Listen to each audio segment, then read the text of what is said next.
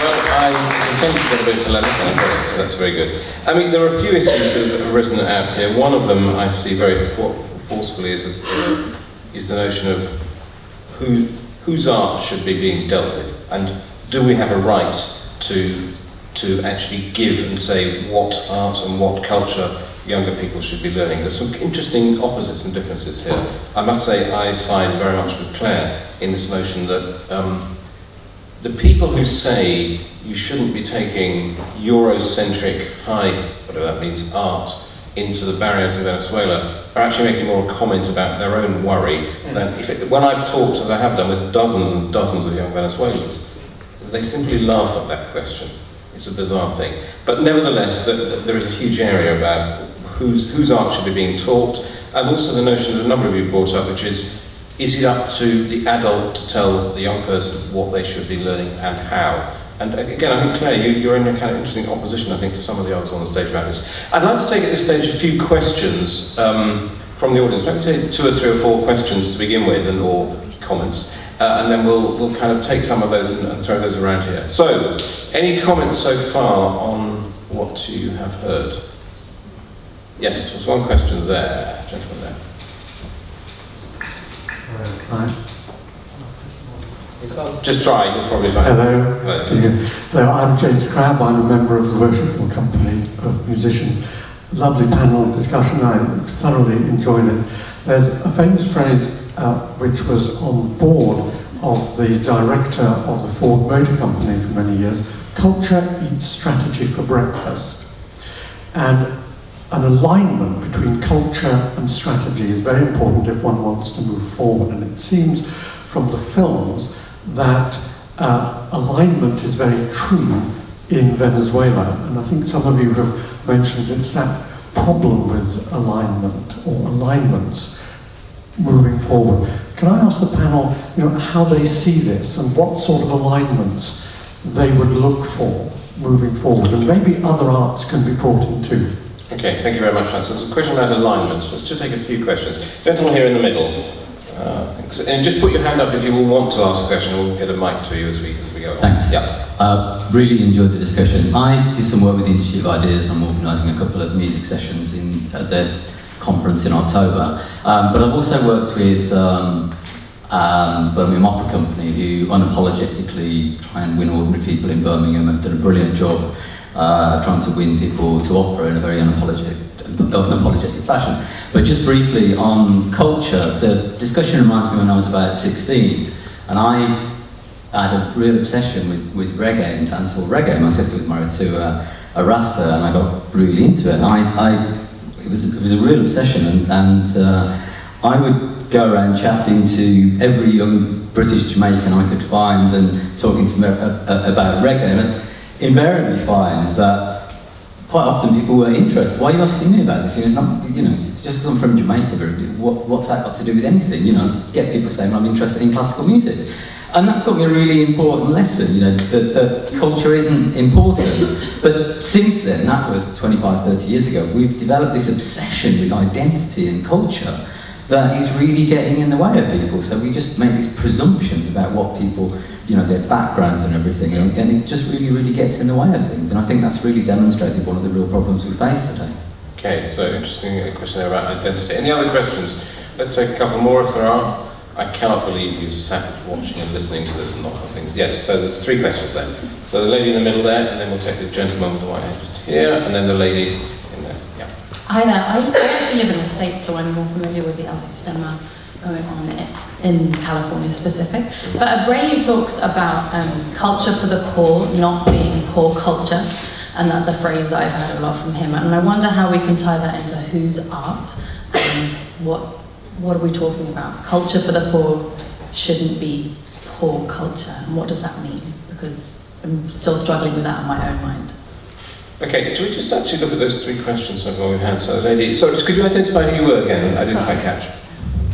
Claire. from California, and Yeah, what Little project? Opera. Little Opera is Okay. my organisation. Yeah, so this question about poor culture for the poor should not be poor culture. There's questions here about identity and quite interesting those things, and then there's a question over there about alignment. Anybody want to throw in on any of those from our panel before we move on to other ones? I don't think that identity should get in the way of your musical tastes or your artistic taste at all. I just think it's a case of everyone should really, I think, appreciate the beauty that there is in all cultures, period.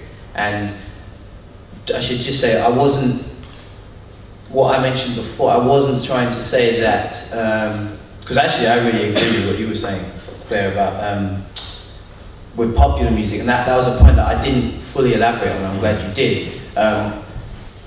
With the kind of the context that children live in today, and the society that we live in, and this awful kind of X Factor generation where it literally is, you can just be singing whatever in your bathroom, and then tomorrow you can be a star, which is ridiculous. But it's something that young people, well, the whole of the country and the whole of the world is being sold in a big way. But just because someone is from Jamaica, for example, that shouldn't automatically translate to, oh yeah, all they're gonna listen to is reggae. I mean, it's ridiculous. I grew up with a massive fascination for Beethoven, Mozart, Shostakovich, Brahms, and I could keep going for a long time too. And that's just in the classical idiom, and that's before we get to jazz music, which also, by the way, is extremely high art. And if you doubt that, try. Thank you, Gil Evans. Yeah. Sorry. So yeah, just to finish, cultural identity. When I look at Venezuela, for example, well, actually, no, an even better example for me is I went to Cuba for the better part of a month and a half, and I went specifically to experience old style salsa music and the different musics of the Yoruba cultures that I kind of traveled around and tried to find out as much as I possibly could about, because it's another area, as with many, of interest to me. Now, something that surprised me, that I guess I shouldn't have been surprised, but shocked me, was that younger generations didn't really interact with that music, their own musical tradition. And it's about balance for me with all things in life. I don't like the idea of, something that's that beautiful and that and by the way, exceptionally detailed and intellectual as an art form. Again, I say to you, if you don't understand how incredibly complex Yoruba drumming is, try. Pam, did you want to come in? Yes, I'd just very quickly like to say, I wonder, is it about alignment moving forward, or is it about something that's much more diverse and balanced and also disruptive?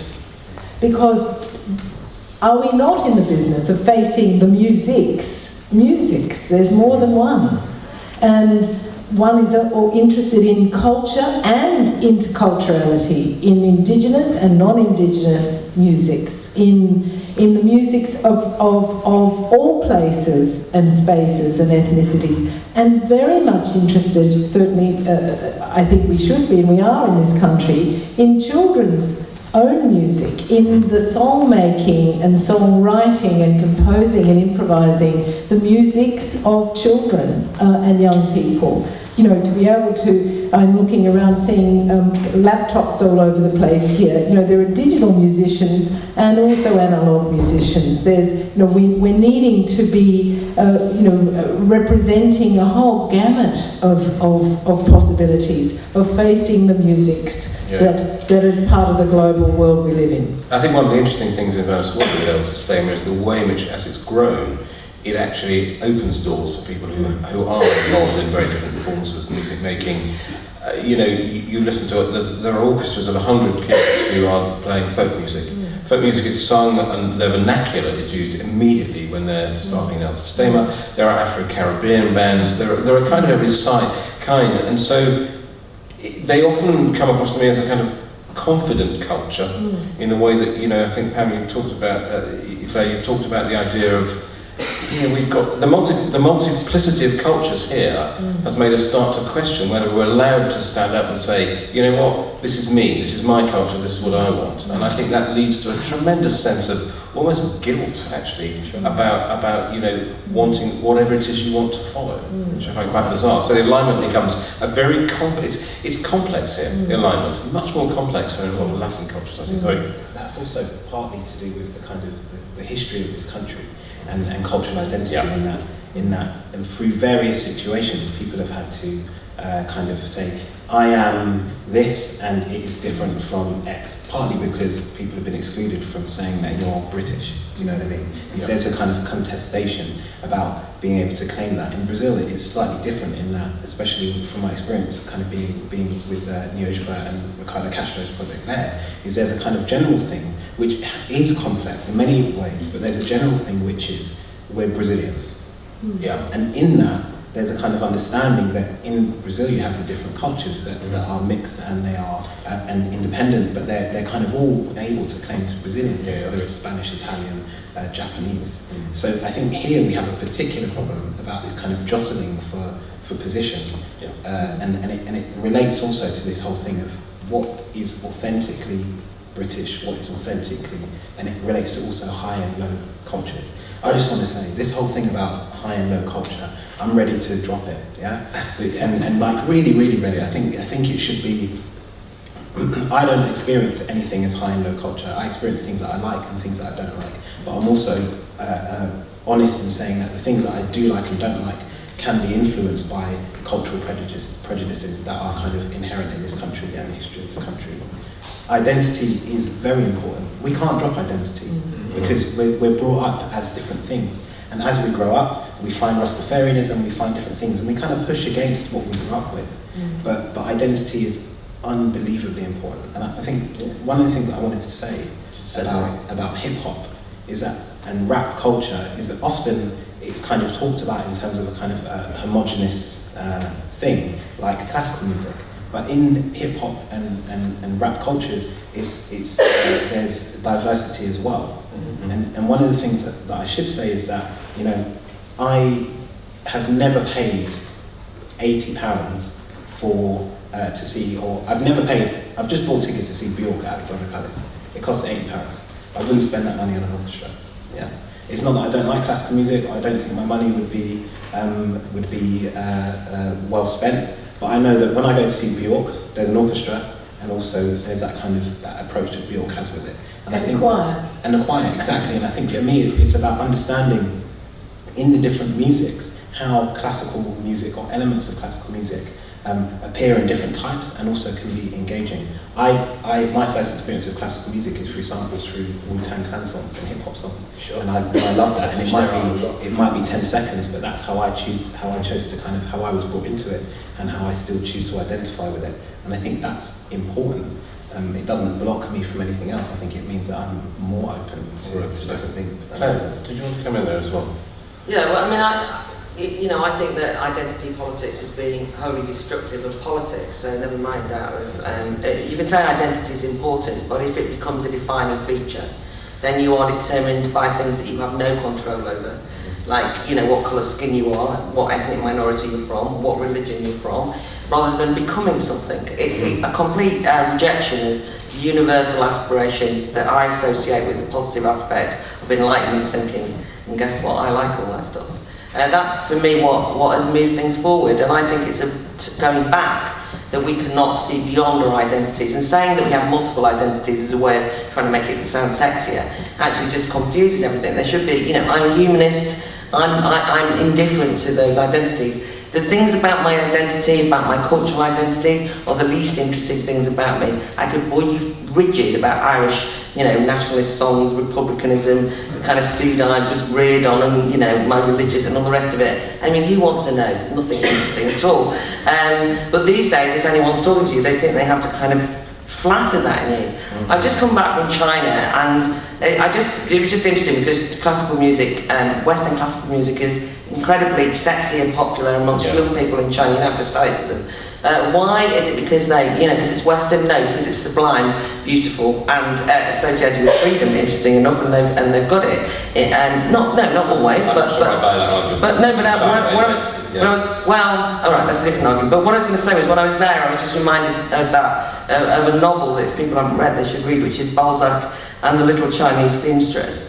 Which is made into a film because it's banned. Anyway, the film is banned in China, although the book is on sale there. And it's about Mao's Cultural Revolution and two young people being sent off for re-education camps. And of course, the idea is that they will destroy the violin, and there's the big story. But the big thing anyway is that they steal a suitcase of Western literature. Balzac, Stendhal, Dostoevsky, and all the rest of it. And through that, not only do they, the boys themselves, discover a whole new world, transform themselves, but also transform the little peasant seamstress. And this was a true story, and by a Chinese filmmaker. And the thing that I just want to stress is that, so I disagree with you, see, because if they'd have found a box, if they'd have stolen a load of comics, or if they'd have stolen, to say that it doesn't matter what the literature was, that it doesn't matter whether they'd have found Beethoven or whether they'd have found another piece of music. No, I know, but therefore, for me, the distinction between high and low art is important. It's not a snobbery about high art, about people. It's about the depth of feeling and the depth of skill, not just in performance, the complexity. It's about lots of things that people beyond, far more articulate than I can explain. But I'm only stressing it because I don't want to accommodate to this idea that we should just get rid of the distinction. I think it's the wrong thing to do. We should defend the best. And we should know what the best is, and we shouldn't just know. The whole I do. Just on children. There's a gentleman over there who really wants to ask a question. But children do not know as much as adults, and less adults teach. Sir, can I ask you to ask a question? Because we're coming on to the end. I just want to bring some of these points together. My name's Kevin Darcy. I'm a governor of a school in East London, which has 1,000 pupils and over 100 different nationalities. We stopped talking about race about half a century ago.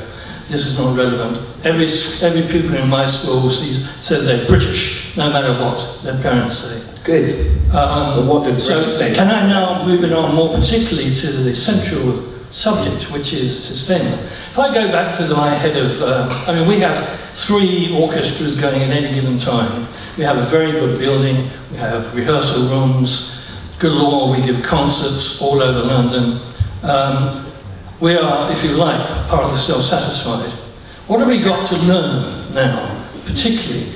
If I go back to my music department and say, have you heard of Sistemas? Do you think we have anything to learn? And he'll say, if he says he hasn't heard, which is very unlikely, what should I say to him? What is there to learn? That's an impossible question to answer in one respect without knowing more about exactly what your music making is. But what have you got to learn from El Sistema? I would say what you have to learn is when we start to put the endeavour at the centre of work, which you've stressed a lot, that actually we can't get a free lunch here. If you really want to get something out of learning something like music, you have to apply yourself. What I would say about El Sistema is that they've discovered, the El Sistema in Venezuela has discovered a way of making that endeavour, that commitment, that learning, the 10,000 hours, they've made a way of it being something which brings groups of people together as a collective endeavour, which gives it a kind of multiplying power that I've personally found extraordinary. So that's my kind of 6 minutes to one short answer. I'd love to come and have the conversation that was a slightly longer one, but I do pull through that thing which Claire is insisting about, which is, there is a difference between, and it's nothing to do with the difference between jazz and classical. Actually, if I listen to the chord changes in a lot of, 50s, 60s bebop, the level of complexity, that aligns itself with Debussy's writing, not with kind of pop writing. So I think that wherever you're involved, whatever it is you're doing, it's about the level of complexity you can get into working in. El Sistema has shown that complexity is something that can work with, independently of what your identity or your tradition is that you've got. Sorry, I'm speaking on too much. It's 5 to 1. I'd like to ask Leslie to come up and do something which at this point I would suppose I would have to do, but I'm very, very happy to ask Leslie to do, which is just come up and kind of pull a few of these threads together. I'm sorry, there are people who also want to ask more questions. But just as we are at this point here, Leslie, what would be your absolutely expert summing up of this worshipful company lecture? I've got about 10 pages of notes here, so how do you expect me to summarise 10 pages of notes? Sorry, this is not a disagreement between us. You have something that has to get out there. Yeah. I mean, I think what has been fascinating today is that we have actually reached a point, thanks to our panellists, where we've identified the difficulties and the challenges of adopting a system that has developed out of a totally different culture into our culture. And what is different about it is that we're not one culture. We are a culture that is built on several different cultures, and it depends where you are in the UK. You know, Nathaniel quite rightly says London is a city of great cultural diversity, but if I go to, I don't know, take for example, a favourite part of the country, Dorset, is not the same. It has a different kind of cultural identity and a very smaller diversity. So I don't think we can generalise about how the system fits. And that's what I think is the positive thing about this debate today, is that if it teaches us anything, we have to say, how does it work? And this goes right back to what Marshall said at the beginning. How does it work? How can we make it work that then draws on the underlying benefits of the original El Sistema, which, as everyone said today, is not just about the excellence of the music, it's about social change. And we need to go away from this discussion today saying, if we are going to have more El Sistema projects, they've got to be set up with that in mind. They must not be grafted on to an existing cultural identity or cultural mission or cultural objective. It's got to start the other way around. And I think that, you know, where it has been successful, I think it has been successful in rap rock. You know, I've talked to the people up there. It has been successful in rap rock, and part of the success in rap rock is because the whole community is involved. It's not something that's grafted onto children. It's come out of a real willingness on the part of the community to be involved. And I think that's the lesson we need to take away if we are going to translate it into English or into UK. Great. Leslie, thank you very much. Can I thank the panellists for helping to explain that? And thank you, ladies and gentlemen.